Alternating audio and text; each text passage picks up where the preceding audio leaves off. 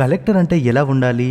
టీప్ top గా రెడయ్యి ఇంగ్లీష్లో మాట్లాడుతూ సామాన్య జనాన్ని పట్టించుకోకుండా కేవలం అధికారులు రాజకీయ నాయకులు చెప్తున్న పనులకు తలాడిస్తూ వాళ్ళు చెప్పిన పనుల్ని మాత్రమే చేయాలి. అలాంటి కలెక్టర్ తో మాట్లాడడానికి మామూలు జనం వణికిపోవాలి. కానీ అందరిలా ఏసీ గదుల్లో కూర్చుని తన దగ్గరికి సమస్యలతో వచ్చే వారికి ఏదో చెప్పి పంపించే రకం కాదు ఈ కలెక్టర్. ఓ సివిల్ సర్వెంట్ తన సర్వీస్ ని ప్రజల కోసం చేస్తే ఎంత గొప్పగా ఉంటుందో చేతల్లో చూపించిన రియల్ హీరో ఇతను. మామూలుగా ఒకే ఒక్కడు సినిమాలో ఒక్కరోజు సీఎం గా హీరో చేసే పనులు చూసి మనం చప్పట్లు కొట్టాం, ఈలలు వేశాం. కానీ అదే హీరో ఓ కలెక్టర్ అయితే ఎలా ఉంటాడు?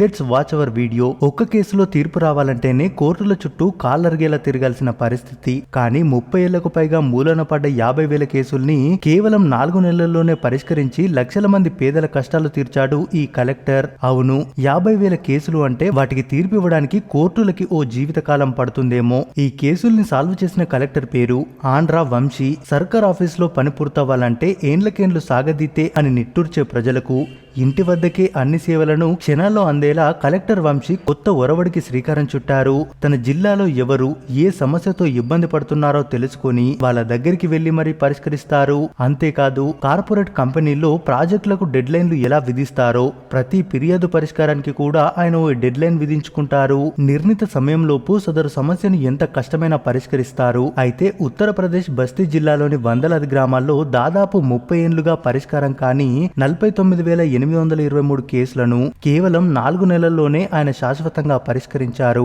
ఇందులో భూతగదాలు, కబ్జాలు, బ్యాంకుల రుణాలు చెల్లింపులు, నీటిపారుదలకు సంబంధించిన ఎన్నో క్లిష్టమైన కేసులు కూడా ఉన్నాయి. వ్యవసాయమే జీవనాధారంగా బ్రతుకుతున్న ఎంతో మంది రైతుల భూములపై కన్నేశారు కొందరు కబ్జాదారులు. తక్కువ డబ్బులకు బెదిరించి మరి భూములు లాక్కునేవారు. ఎదురు తిరిగితే చంపేసేంత వరకు కూడా వెనకాడలేదు. దీంతో ఎంతో మంది రైతులు అధికారుల చుట్టూ తిరిగినా న్యాయం మాత్రం కరువైపోయింది. కోర్టు మెట్లెక్కినా సరే అవతల వ్యక్తుల డబ్బు బలం ముందు రైతుల జీవితాలు చిన్నగా కనిపించాయి. ఇక తమ భూములు తమకు రావని ఆత్మహత్య చేసుకున్న వారెందరో ఏ దేవుడు వారి మొర విన్నాడో తెలియదు గాని ఆ జిల్లాకు కలెక్టర్ గా ఆంధ్ర వంశీ ఎంట్రీ ఇచ్చాడు.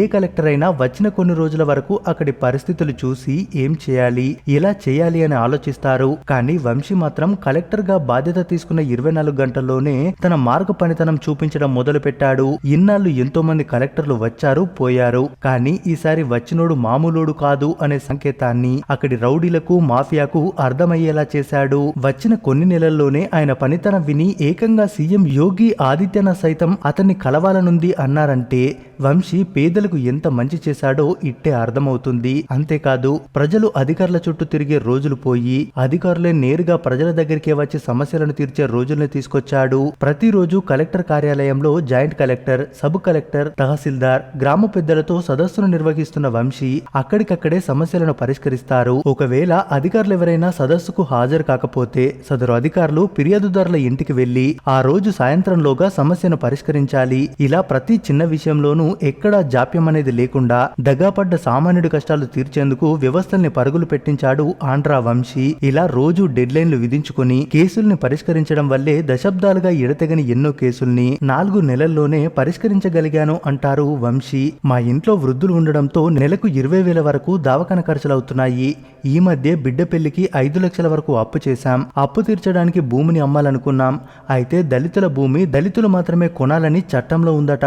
మాకేమో చదువు రాదాయే. ఇదే విషయాన్ని కలెక్టర్ సార్తో చెప్పగానే ఆ సారు మాకు సాయంగా ఉండి భూమి అమ్మేలా చేయడంతో అప్పు తీర్చేశాం. వంశీ సార్కు ధన్యవాదాలు అంటూ చెప్పుకొచ్చారు ఆ ప్రాంతానికి చెందిన లక్ష్మీ యాదవ్. ఇలా ఒక్కరు కాదు, కొన్ని వేల మందికి సాయం చేసి దేవుడిలా మారారు ఆంధ్ర వంశీ. ఇక దీనిపై స్పందించిన ఆయన justice delayed is justice denied అన్న మాటను నేను గట్టిగా నమ్ముతాను. ఉదాహరణకు భూమి విషయంలో గొడవ చిన్నగా మొదలైనప్పుడే దాన్ని పరిష్కరించాలి. లేకపోతే అది క్రమంగా పెద్దగా మారి నేరాలు జరగడానికి కారణం కావచ్చు.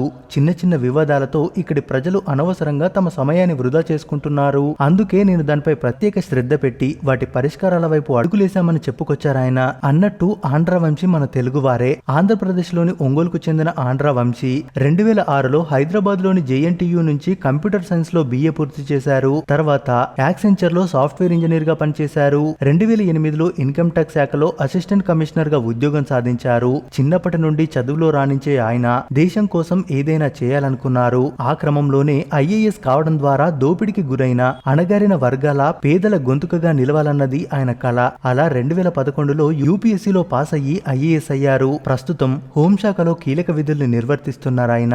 మొత్తంగా క్లిష్టమైన కేసుల్ని సైతం చాకచక్యంగా పరిష్కరించి రోజు డెడ్ లైన్లు విధించుకొని పనులు పూర్తి చేసి ప్రశంసలు అందుకుంటున్న ఆంధ్రవంశీ సక్సెస్ స్టోరీ నెట్టింట హాట్ టాపిక్ గా మారింది.